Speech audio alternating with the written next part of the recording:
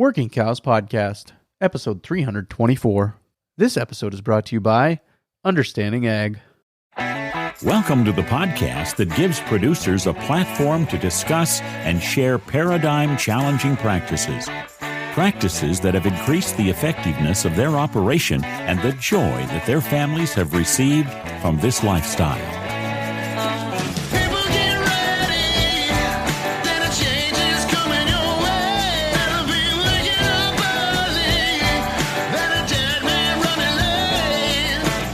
Howdy, everybody. This is Clay Connery, host of the Working Cows Podcast, recorded exclusively in the C90 Ocean Minerals Studios. Very excited to be joined today by Jeremy Sweeten. Jeremy is a farmer on the Upper Peninsula of Michigan. He is doing some neat things there with bale grazing and some of the other ways that they have been trying to use that land to its greatest capacity. It's a pretty unique context, and so that gives him a lot of opportunity to really iterate on the 6 principles of soil health, the 3 rules of adaptive stewardship, so that he can maximize the 4 ecosystem processes. So really looking forward to this conversation with Jeremy today. Jeremy, thanks for joining me on the Working Cows Podcast. Yeah, well, thanks for having me today. This is a great opportunity. Yeah, always looking forward to expanding my understanding of a different context. And so I guess that's kind of where I'd like to start is, what is your context? Where in the world are you? And that's my way of not asking the question, tell me a little bit about yourself, but tell me a little bit about your operation. Okay. We're eastern Upper Peninsula of Michigan, so we're on the very east end of Lake Superior. And we're in one of the few spots you can see Canada across the lake. So we're really actually at the mouth of the St. Mary's River. So pretty cool spot. It's boreal forest, and areas have been cleared for farm ground here in Chippewa County. And so we have one of those spots. We moved here in 2015, and wife and 4 kids and 3 or 4 semi loads of stuff and multiple gooseneck trips from Indiana, and here we are. So we're currently cow-calf pairs and stockers, and also do some hay production. Sure. What was the nature of the place before you moved there? What was it used for before you got there? We bought a 290 acre dairy farm. The gentleman had retired from dairying and had rented the ground out for hay production, and so we bought it, and we weren't really sure what we were going to do. We knew hay production was going to be part of it, but then we had the opportunity to start custom grazing and liked that a lot better. So sure.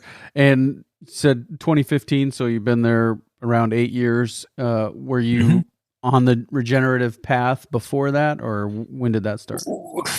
We had kind of started looking at that. I worked for a seed company at that point and sold a lot of cover crops, was very passionate about no-till. But we kind of backed into regenerative ag backwards up here because between the grazing and then not being able to get things like we had in Indiana. So there wasn't a co-op down the road we could call to get spraying done. We couldn't just order up fertilizer. Pretty limited resources. So we had to start looking at different ways to make production happen without buying it. Sure. I'd heard Gabe speak at Michigan State University, and I think 16 is when he was there. And that kind of got the thought process rolling. How have your observation abilities changed as you went down this route? My dad taught me to be a lifelong learner. He's actually a retired biology professor, but it was always get outside, look what's going on around you. Enjoyed hunting and fishing and doing all kinds of things like that. So moving up here to a new environment gave us a clean slate. And so we could bring what we knew. We could talk to the folks that lived here, but we didn't have anybody setting our precedents to change anything, or we could change anything we wanted, depending how you looked at it. So that made it a lot of fun. The gentleman we raised cattle for, John Nelson, he was pretty instrumental in working with me on better quality, higher nutrient density meat, and then also healthier soils provided that. So with him in the background, the lack of supply and things like that. Really had to get observant about what was going on around us. And, quite often I heard, well, that won't work here.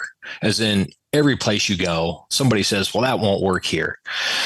So I don't like that. I think you can make things work in an area, but you have to slow down and not look at it at 60 miles an hour out the truck window. You have to walk and check cattle. You have to hear the insects. You have to feel the ground underneath your feet. There's a lot of things that go into that. My wife would tell me I need to be patient, which is a huge thing. In this society, we always want it right now because of cell phones, iPads, computers, et cetera, et cetera. That's kind of the danger of that. You need to look at this season, next season, and 10 seasons from now. The Upper Peninsula, I'm just guessing here, fairly productive as far as ample moisture and some of those things. And I'm sure everybody can say we could always use more, right? Back to the context, I guess I should have mentioned this. We're about 33 inches of precipitation a year.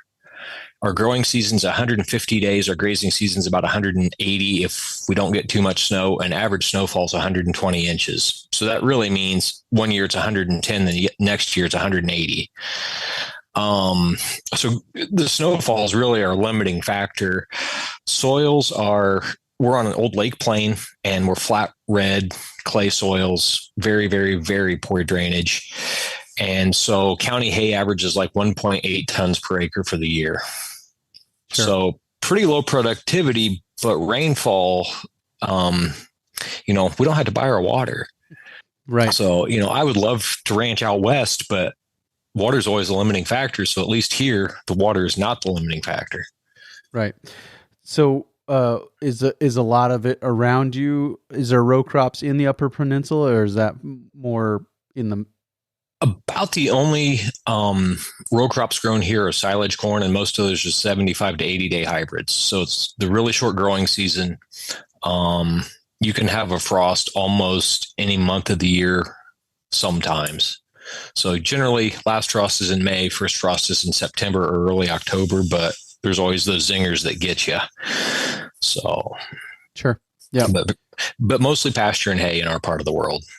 What have you seen you mentioned that, and I identify with that. I live on what we call gumbo here. I think they call it gumbo in other places in the world too, but it's very heavy clay soil. The joke is always, if you'll stick to it when it's dry, it'll stick to you when it's wet. And so soil aggregation, water infiltration, those kinds of things are a big challenge here. And, that was one of the things that we saw this year, where we did get more rain for a longer period of time, more consistently. We had lots of standing water for a lot of this summer. And so I guess, what have you seen? What are some of the things that you've been able to observe by way of soil aggregation and improved water infiltration and some of those things? Standard practice here is to put drainage furrows in every 30 to 60 feet to surface drain the soil. The ground isn't worth enough to tile it. And we had done some of that with tillage and renovated pastures or hay fields. But the longer we grazed on the pastures we hadn't touched, the old dead furrows stopped holding water because there wasn't any water to go in them. It was all infiltrating. So that was kind of my first kind of raised eyebrow at regenerative ag, that something's different here. And you could dig with a shovel and start seeing that fine cottage cheese of the soil aggregation, the healthy smell of the soil. And then since then, have done ring infiltrometer test, and, we can infiltrate a couple inches in less than 3 minutes. Even when it's soil's pretty, got good moisture in it. So yeah, that's been really interesting how that whole profile has changed. Sure. And what were some of the things that led to that change? What were some of the things that you were doing early on that you started to see these furrows being less necessary? So I really think it has to do with the animal impact from the grazing, from the trampling. And then there were a couple years we had so much forage, we gave ourselves extended rest periods and didn't even know it. And I think that was huge to root development, mycorrhizal fungi development. And, back to that power of observation, trying to figure out what's going on, and then learning more about adaptive grazing and putting those two together. We were building soil aggregates and didn't fully understand how or why, but it worked really well. And you mentioned extended rest periods. What have been some of the changes that you've seen as a result of that? What are some of the other changes you've seen as a result of extended rest periods? The most important thing that I've seen with the extended rest periods has been the increase in species. The predominant cool season grasses around here are Timothy, which is a very shallow root system. So in a hay situation or a very intensely grazed situation, that Timothy is not going to develop a very good root system. And there's also bird's foot trefoil, which is a legume, somewhat similar to alfalfa, but grows on low pH soils, poor drainage. And those are the two predominant species. Well, we went from 2 or 3 species to up to 27 species in our pastures or hay fields. So, and I should say on our home farm, we have taken all the hay production off of our home farm and changed it all to pasture. Those species have just started to express themselves? Are there places where you see them, where you can look back and say this place was managed in this way and it is recovering faster than another place? Or I know the history of these paddocks. They were under this regime of management and they were some of the faster or slower ones to start to see these species return. Mm-hmm. That's exactly right. So if we were on a 30 to 40 day rotation, we would get quite a bit of bluegrass starting to come through. The trefoil would start to disappear. A little bit more red clover and ladino clover would show up. And then with those extended periods, we would get reed canary grass coming in. I'm trying to just think off the top of my head what else we saw, but a lot of those species that don't like overgrazing would start to show up. Yeah, and this was all just latent seed bank, right? I mean, you were saying you didn't have a lot of the opportunity to go out and buy these things necessarily, but these things were just there. So some of it has been latent seed bank. Some of it has been overseeded, and we just used a conventional drill when the soil was soft and would interseed some of those species. But the most successful ones have came from the soil seed bank. Sure. Because they were locally adapted and already there. No, that's something that we're longing to see on our places. Some of those things return, and we have seen some of it, for sure. And it's always interesting to see where it comes up. But in our last few years has been drier than average or drier than normal, and so it's been a little bit of a challenge for us to see some of that turn more as quickly as we'd like. But like you said, patience. Patience is one of the hardest parts of this whole thing, I think. And, part of that extended rest period is there's I don't want to say a decrease in forage quality, but there's a certain part of the plants that the cattle don't eat, but they trample. And that armor on top of the soil changes that soil surface environment. So it holds moisture better and gives an opportunity for those new seedlings to get going. Yeah. And that's pretty interesting to pull that thatch back after the cattle have been gone for 30 to 45 days and see those new seedlings starting to appear. That makes it a lot of fun. Yeah. And do you think that density is a part of getting that trample accomplished? And the more we will learn about adaptive grazing, the more we have altered our stocking density, both with the group of stockers and with cow-calf pairs. And we've seen a lot better trampling. Yeah. Yeah, no. And, it's interesting. You mentioned earlier, I think that you were kind of that 35 to 40 day rest period, I think. But then you say after the cows have been gone 35 to 40 days is when you start to see those new seedlings under that thatch layer. Do I have that right? That's correct. And really at that 35-day time frame, we were plateauing on our pasture production, the number of species, and also our cattle just sort of stalled out. We couldn't get them to slick out very well. We get okay gains, and a lot of guys you would talk to that were doing similar things that we were happy with a pound or pound and a half of average daily gain on 400 to 500 pound stocker cattle. And I wasn't very happy with that. So there had to be something better that we could do. So, But those extended rest periods have helped with that. Right. And if we're going to, if we're going to contrast the two regimes of management and talk about one as rotational grazing, and that's the 35 to 40 day rest period, and then one is adaptive grazing, and that's the longer extended rest period, and you say that at 35 to 40 days is when you start to see those new seedlings coming up and expressing themselves, and they're vulnerable to grazing at that point and probably more impacted negatively by grazing at that point, and are not going to express themselves in the future if they continually get grazed at that 35 to 40 day rest period. And then we wonder why our diversity isn't what it could be, even though we're doing rotational grazing or whatever you want to call it, and where you start to see, maybe it's more about this, more about an adaptive style of management rather than just a recipe of this is how many paddocks we have and some of those things. Exactly. And we've even gotten to the point of destocking some. And we were somewhat forced to this year because we were dry in May and June. And then we caught a little bit of rain, and by destocking and having some areas we never grazed this year, the forage is incredible that's there, and we'll probably stockpile that for this fall or for next spring. But I'm really interested to see the physiological difference in the plants that haven't been touched and let that root system fully develop. So, you can never stop experimenting or learning or trying.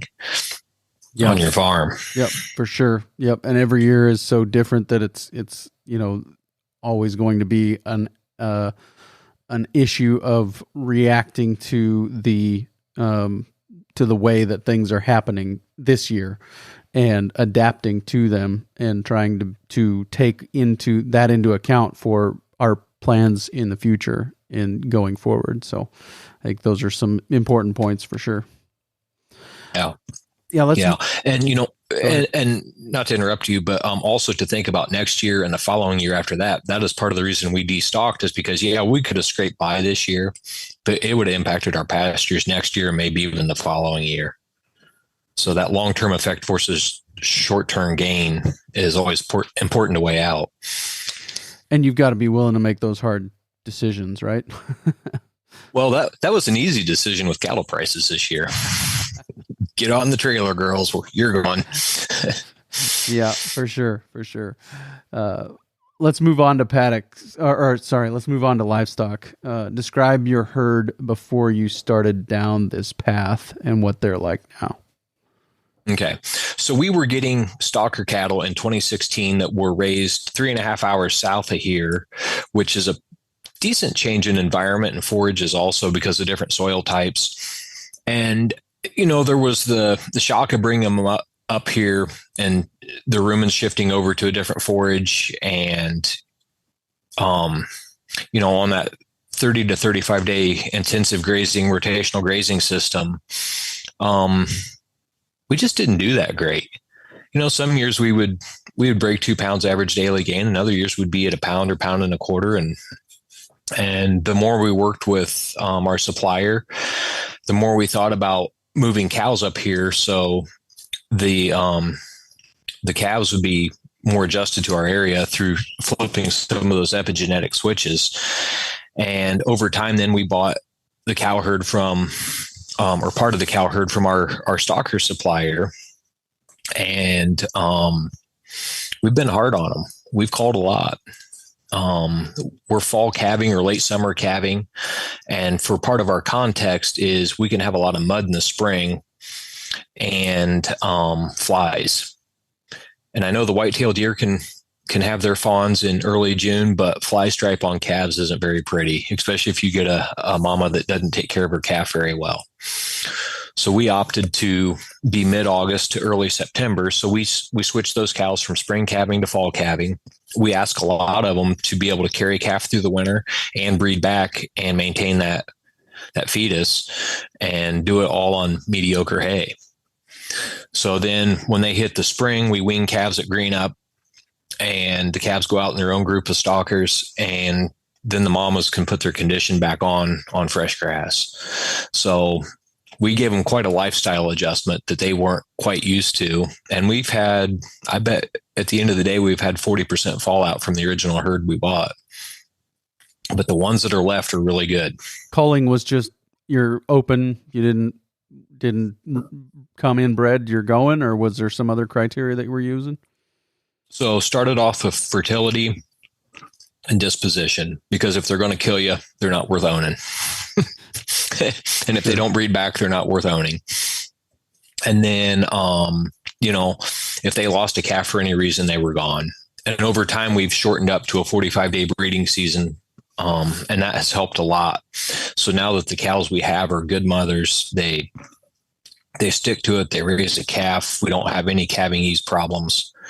And they do their job. Even during calving season, we tag calves once a day and don't mess with them otherwise. Tell me a little bit more about the culling to fit your environment. What did that look like? What were some of the things that you started to see change on the cattle themselves as you started to make this? You said 40% fallout, 60% were still there. Were there some commonalities that you could see or anything like that? We're running between 1,150 and 1,200 pound cows now, and the bigger ones didn't make it. After a year or two, their breeding window just kept getting later and later, or their calving window got later and later, and then they just wouldn't breed back. So those animals were higher maintenance. They didn't cut it. But now the animals that are left, their hair coats slick out. They have the happy lines on their side. And part of that is also changing to more adaptive grazing, and really taking advantage of the forage quality and letting those cattle pick out what they want. But they're better grazers. Doing some of that high density grazing has also forced them to eat things that they wouldn't normally eat, so to speak, but they're going to grab it before their buddy does. So that's made them good. I always say that high density grazing basically makes your cows into competitive eaters. Like you're trying to get that, bite before the cow next to you does. And that, like you said, they're going to eat some things that they probably wouldn't have otherwise, but they're there to get that before the cow next to him does. Yeah. And it's just really made them a very simple, low maintenance herd because they're chemical free. The only thing they get is mineral and bicarb and conditioner and water and good grass or decent hay. So how about they've bulls? got to make it. Yeah. How about bulls? Have they been a big part in this whole process of getting more adapted cattle? So I think we're retaining some of our own bulls back now, but we bought some bulls out west that were low maintenance from a part of the world where it would get cold in the winter, 20, 30 below, or like we have, but also they had to maintain themselves basically on licking a fence post, and that was their feed for the year. So I think we jumped our herd forward with that, but we're going to continue to use those bulls, but we'll also retain our own because we really want to express those epigenetics that are developed here. So, but that was a great way to jump forward. Sure. Have you, there's lots of conventional wisdom about moving, or at least maybe it's not conventional, but it was wisdom my dad passed on to me about moving cattle from one part of the country to another. And I've heard a lot of people say that moving cattle north is hard on them. And you've done that and said you had some fallout, but that might have been partly because of management styles. But then also I've heard moving cattle east can be difficult because there's more parasite load going east. Have you seen any of those things play out or heard any of those things before? I've heard those things. We have not experienced that. Our bulls actually we have 2 Red Angus bulls that we use that we bought out west, and they gained 300 pounds last winter each on moderate hay. And that was after breeding season in November and December. So they just got dry round bale shoved in front of them and had snow to eat and mineral, and they put weight on. So we weighed them in the spring before green up, and we couldn't believe how much weight they put on. So they've persisted really well. They're pretty fly tolerant. That was one thing we really looked at, was to not have much of a fly load on them. And they have way less fly load than our cows do. So that's something I really like looking at in our herd. So it's pretty cool how the whole system works together between adaptive grazing and selecting for cattle. And it's starting to hit on all 8 cylinders now. So yeah, for sure. So you talk about going out west. Was this somebody that you found, or how did that network get connected as far as finding these bulls?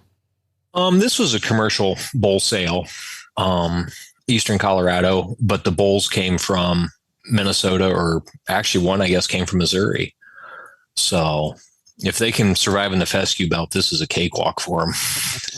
Yep. And you went there, and did you go and look at them for fly load, or was that something we did? Yep. We did. And we looked at some other cattle that had been sired by other bulls from this producer and liked them, and just thought that was a good way to get our program to move forward. You know, I don't know that it cut 15 years off, but I bet it cut 8 or 10 off of our bull using our own bulls versus buying some in. Yep. So, yep. Have you used any of your own bulls yet, or is that the next step? There will be yearling bulls this year. That's exciting, isn't it? Yeah. And so, you know, from going from raising stockers to having a cow calf herd that's adapted in pretty much 6 or 7 years, that's a big jump. So, but it's been fun. Yeah, for sure. You've talked a little bit about the winter there and difficult winters, some of those things. Can you tell me a little bit about your winter feed and how you guys are approaching that? So we're also in the hay business, which, to make Gabe happy, when he hears this, we will be easing our way out of the hay business to retain more nutrients and carbon on our farm. But currently we try to do the sell-buy concept, where we sell overvalued horse hay or valued horse hay and then buy local made round bales. So that's a lot of our feed supply. To put that into perspective, each cow-calf pair takes 8 to 10 4x5 round bales to get them through the winter. So our hay feeding period could be up to 210 days or even longer, depending when green up happens in the spring. So for our temperatures, we'll have temperature ranges from 0 to 30 below. And sometimes, you know, I mean, that's very typical to what you're probably used to. And so it takes some energy in the feed. So you got to be somewhat selective about, you know, look at the maturity of the feed and be careful about that. But what I really like is being able to stockpile or to graze into the fall. And that keeps our cows in better condition than anything else does. And we'll even try to bale graze on some of the stockpiled fields at a pretty low density, just a couple bales per acre. And, you know, snow depth is always the limiting factor at that point. Right. Yep. Snow depth is the limiting factor as far as bale grazing as well, or so for the stockpiled feed, I'm sorry. Sure. Bale grazing actually works really nice once we have snow cover, because then we can do higher density bale grazing. And by that, I mean, our bales are 20, 25 feet apart and we coat some ground, but with the snow layer in between the cattle and the actual soil, we're not hurting anything. So there's this layer of manure and hay residue going on that by next spring, the pasture can come up through it and we never pug the soil up. And we use a 90 horse track skid loader to feed, or a versatile bidirectional tractor to get through the snow. But once we get a road pack down, you know, we only get 6 or 8 inches at a time most of the time of snow. And so we can get through that and keep that road pack down and keep that bale grazed area packed down, and it works pretty good. Sure. So, and we normally feed once a week then when we do that. Yeah. Gotcha. Is there something to, you know, waiting longer to start grazing so that the green up has had a chance to really get going? Is there some really important things there for your operation? So learning once again and talking with Alan Williams, looking at pink eye outbreaks and really managing that lush green growth, the high nitrogen, high protein growth in the spring by grazing stockpiled residue. So when they take a mouthful of that green, they're also getting a mouthful of that residue, and keeping that nitrogen or the protein to a low or a more manageable level in the cattle. Because of pink eye, that stockpiled feed in the spring is wonderful. And I think Burke Tykert also talked about that. Yeah. In some previous podcasts. Right. So having stockpiled feed in the spring helps with not having too hard of a flush of protein rich grass there or forage there, and that cuts down on your pink eye, is what you're saying? Yeah. And so we really try to pay attention when we turn into our most residue laden field. And it may be flat on the ground because of the snow, but the cattle, just because of that shift in diet, they like it because it's not the same hay they've had for the last 6 months. They're just like us. They want something different to eat. And then they're going to find the green in there and they start picking up both. And we try to graze, through most of May on stockpiled pasture if we can to get them transitioned. But watching the manure is probably the most important thing doing that. If they're getting too much green, of course, they're going to be loose. So, yeah. And if they're too loose, then that's an indication we might be headed for pink eye. Is that kind of your metric? That's correct. Yep. Yeah. So you mentioned 210 days of hay feeding. Is that reduced by the grazing of stockpiled forage? And then that includes bale grazing as far as hay feeding, right? That 210, I should say that is either stockpiled feed or fed hay. The more we figure out how to stockpile, the more of the adaptive grazing that we do, that we have more biomass on top, the less hay we're feeding. So, right now round bales for us run $25 to $30 for a 4x5 round bale, which is 750 or 800 pounds, which most of the Western guys are going to send me hate mail over that. But, if we can reduce one of those, that's a pretty big savings. Yep. I just got a quote the other day for $140 a ton for prairie hay. So yeah. Okay.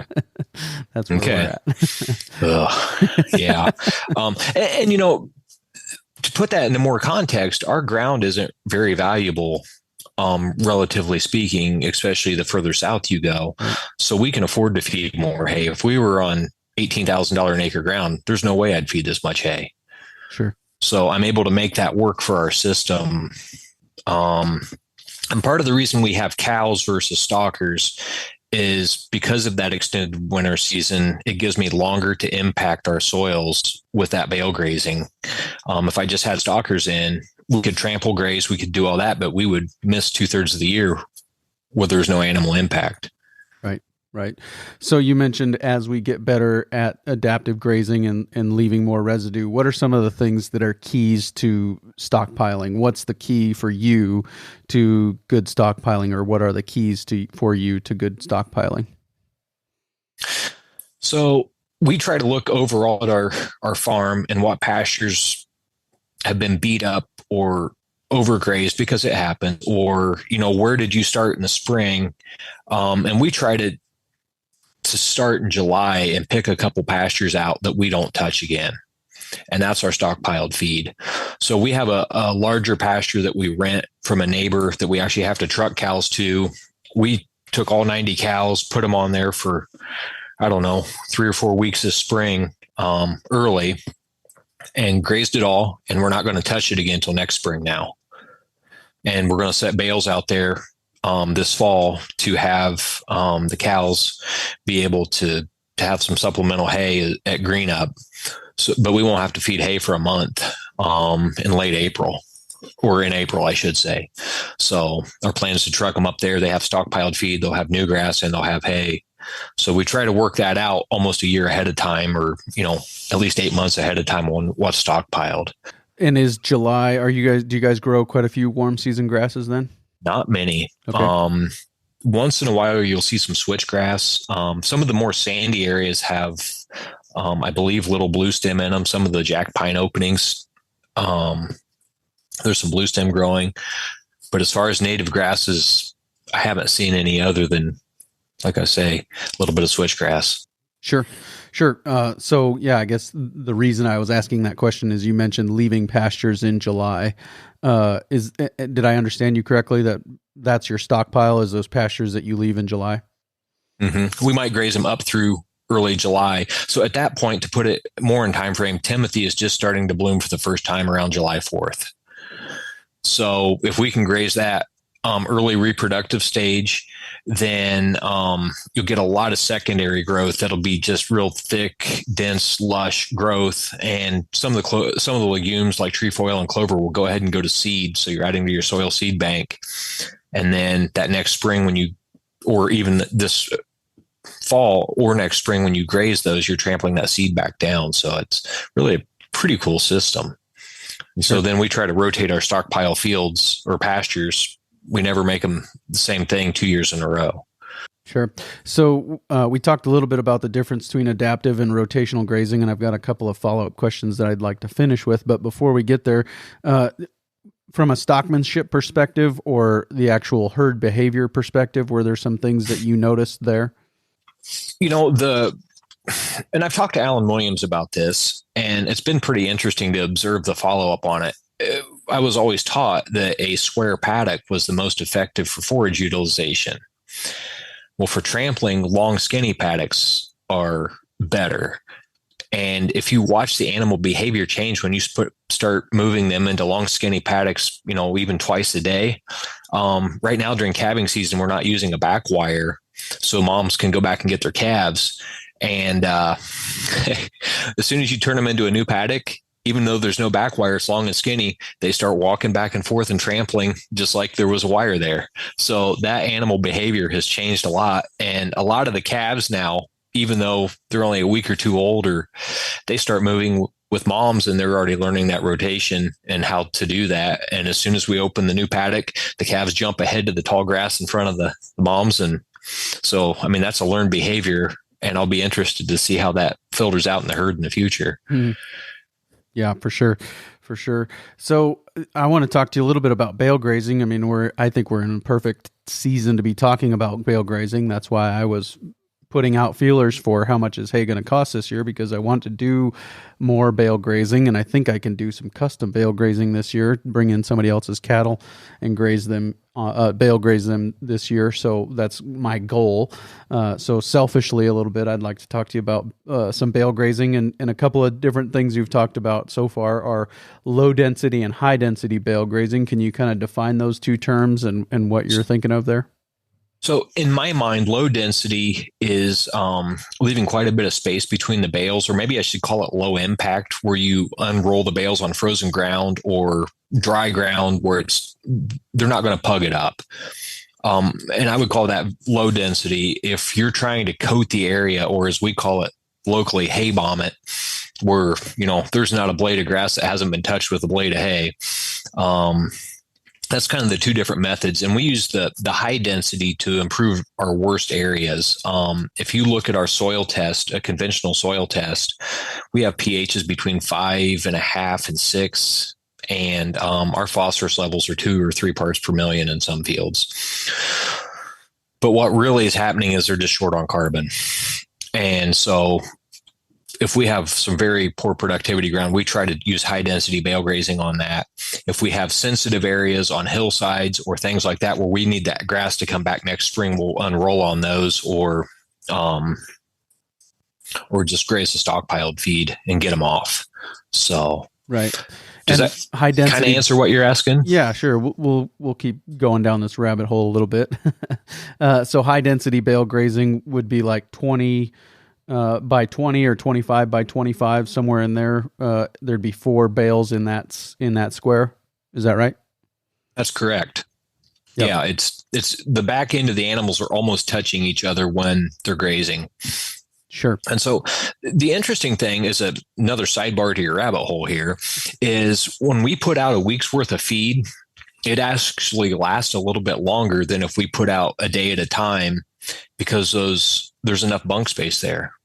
Sure. Those more passive animals don't get pushed out of the way. And, back to your animal behavior, even on bale grazing, that extra bunk space allows those more timid cows to maintain better condition and not fall out of the herd.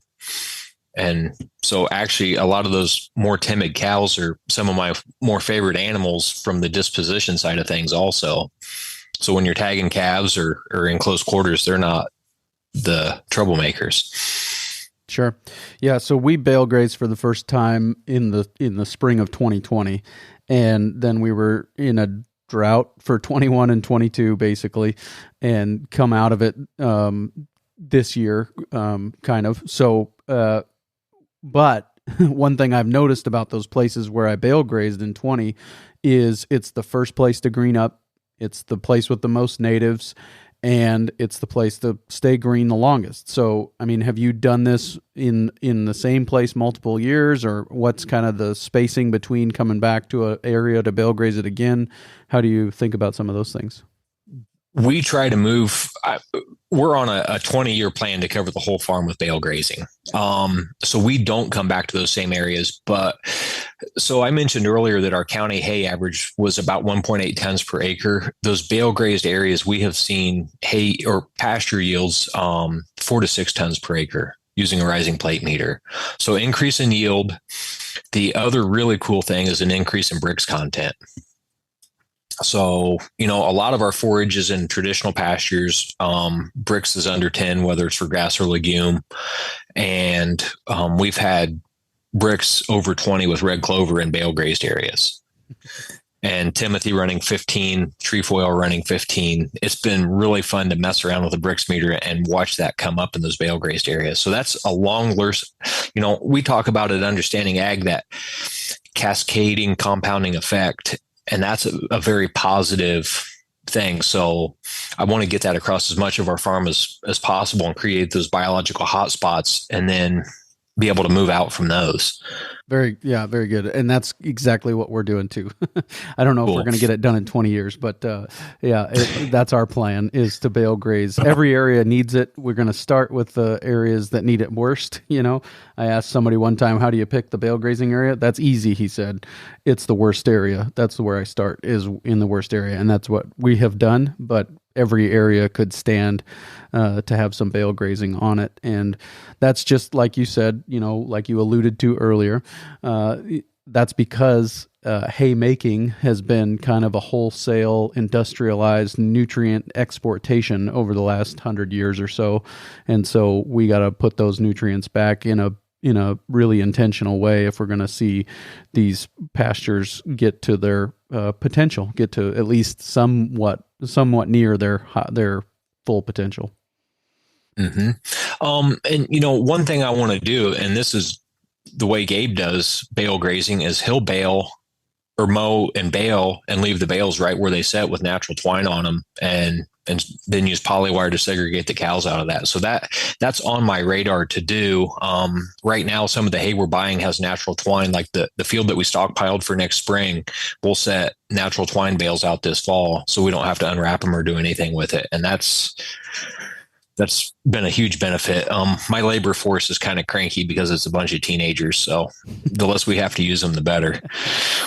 I have a friend that bale grazes, and he's gone to just putting twine in one side of his baler and natural twine, and so it's got half the twine on it that it would normally have, and he just kicks the bale out and it stays right there. And I again, that's another one of those compounding and cascading effects, in that just think about the life cycle of a hay bale.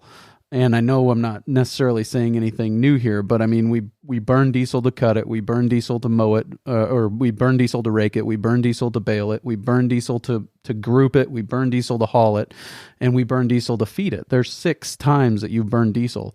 Whereas if you're just cutting it, baling it, and raking it, and you've cut that in half, right?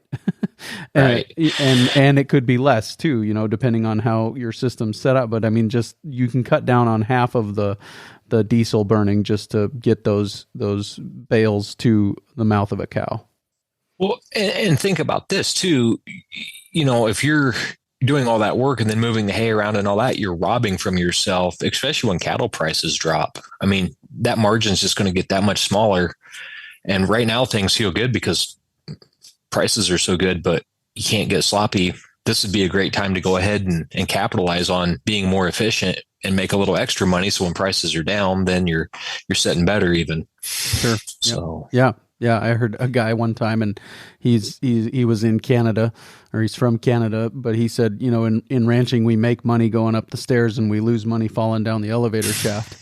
And I mean, his perspective's colored by BSE, but it's true on some level that those things tend to, input prices rise with the cattle markets, but they don't always go down with the cattle markets quite as fast. And so there tends to be a lag, and it creates some difficulty there. And I mean, that goes to another reason to try and figure out ways to not use as many inputs and to let the cows do some of the work themselves and some of those things. So, it all, like you said, it's all connected. It all fits together.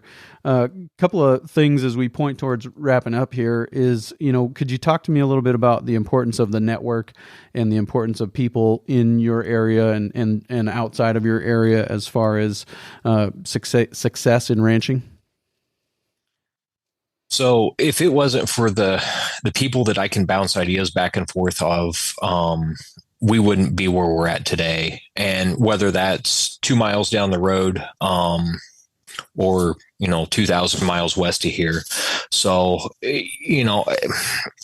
I've got a buddy south of me about 3 hours, and we'll just refer to him as the redneck logger. And he has a cow-calf herd, and he knows who he is. Every week he'll be sitting in the skidder or something. He'll call me, and his first words will be, well, I've been thinking about doing this. And we can have an honest conversation with each other. And a lot of times we'll both try it.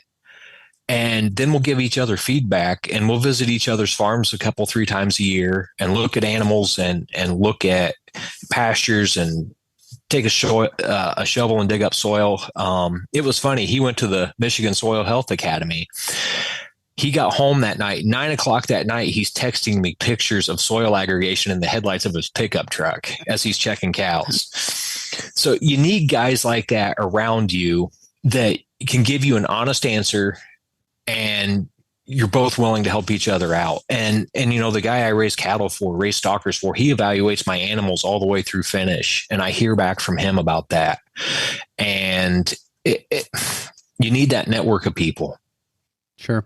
Are you sending any of these that you've been raising back to him, sending any of the calves to him that he is keeping track of?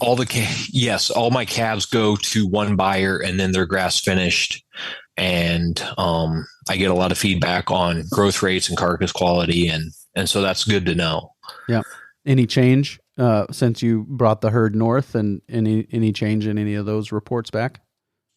All for the positive. They've improved. And I think a lot of it is just getting cattle adapted to our area with those epigenetics. Right. Yep. And learn behaviors. They learn which forages are best at which time, and those things. That's all part of epigenetics, but I imagine that's playing a role. Yeah.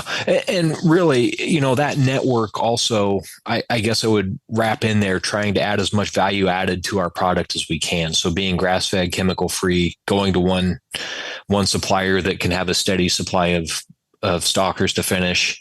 It's got to work both directions for everyone to win. Yeah. So, and on top of that, you're getting the benefits, or at least some of the benefits of direct marketing or marketing a grass-fed animal without having to develop that market for that grass-fed animal yourself necessarily. Is that true? That's very true, because marketing is not my strong point. I'll openly admit that. So, if I can find somebody that's good at it and I can work with them, capitalize on somebody else's strengths, right, is also part of that network. Do what you like to do. I like to graze cattle and look at soil aggregation, then stick to that and find somebody else that likes to sell grass-fed cattle. Right. Exactly. Yeah. So. For sure. Something I should have asked about the bale grazing is, how do you decide low or high density, or does it have that? Does it go through that kind of a decision-making process for you? Are we going to do low density here or high density there? It does. And this comes back to my network of people too. There's a couple dairy consultants that work with Understanding Ag. I think they've been on here, Kent Solberg and Doug Voss. Talk to them and get some ideas from them. But we really look at what time of year it is, what the ground conditions are, where the feed's located.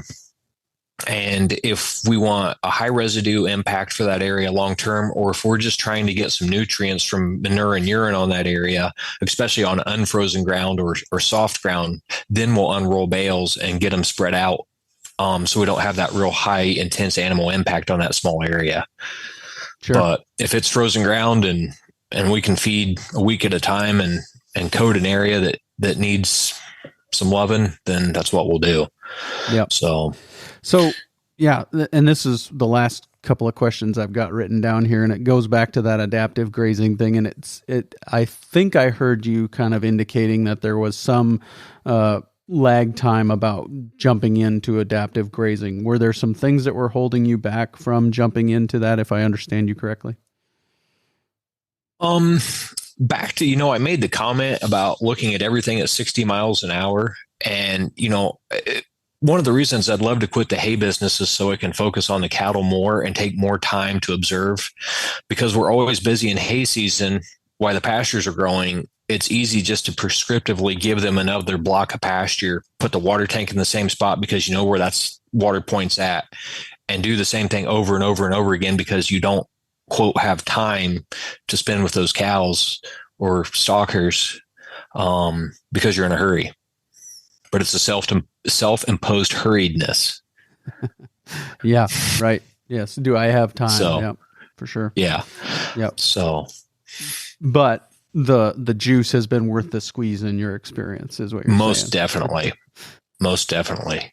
Yes. And I would encourage anybody to try this. Even take one portion of your ranch or your farm and do it. And just try it. Set aside an acre or two for the season and just watch what those plants do. Take a shovel and dig up the soil. And even though that forage looks mature, rank, however you want to describe it, browned out, turn the animals in there and watch what they eat. They'll show you what they need. Yeah, for sure. So very good. Yeah. Jeremy, I really appreciate your time today. Anything we missed or anything else that you wanted to cover? I think we're good. I really appreciate this opportunity to come at this from more of a producer side of things. So thank you very much for your time. Yeah, thank you. Very good stuff there, as always, with the Understanding Ag crew, and Jeremy specifically. Really appreciate his perspective and looking forward to maybe implementing some of those things on my place this winter as we look at some bale grazing opportunities. Coming up next on the Working Cows podcast, just a couple of days from now, if you're listening to this on release day, I'll be releasing an episode with Alan Newport.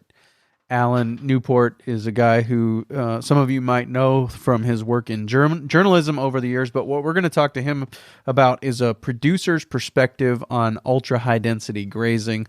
Ultra-high density grazing, of course, popularized by guys like Johann Zeitzman and Ian Mitchell Innes, as well as Jaime Elizondo. So lots of names that have been on the Working Cows podcast, guys you've heard of, but they're the ones promoting these things, and it's always good to get a producer's perspective, somebody who's actually made the shift in their operation, made the changes, and seen the results and can speak to them from their context specifically. So looking forward to this conversation with Alan Newport, and it will be coming your way again real soon on another episode of the Working Cows podcast. We'll see you then.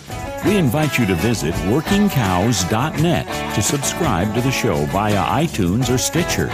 You'll also find detailed show notes pages, resources from our guests, and the industry leaders who have influenced them. For more ideas on putting your cows to work for you in a more profitable way, tune in next week.